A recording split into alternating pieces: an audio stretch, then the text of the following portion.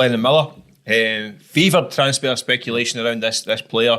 Motherwell were ready to cash in, rightly so. I think probably time is right for them.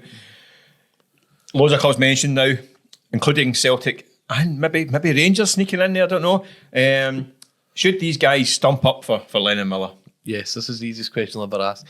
It's just that a player of such high quality. Give me a number. How much? Well, if you're hearing, I think if it becomes a fight, it could go upwards to 8 million. But I don't think you'd overpay at that rate. I think we ended up paying 8 million for Lennon Miller. It's one of these calculated gambles where he's a player of such substance. There's no way that this won't pan out for him. I think you don't see many people at his age. The maturity is incredible. The ability is unbelievable. And that game, the way he showed up against Liechtenstein is indicative of a player of his quality.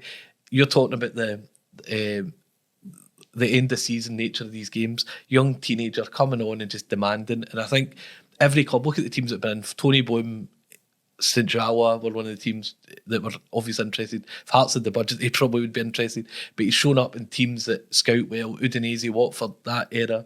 There's loads of different clubs across Europe that know this guy's the real deal. And if Celtic Rangers, especially Celtic, I think have maybe been chasing the past with top talents going elsewhere.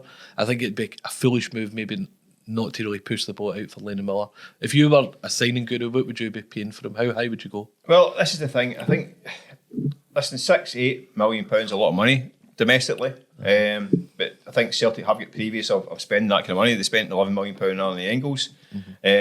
Last summer, it was a prospect, albeit a slightly one further down the line, having played in the Bundesliga.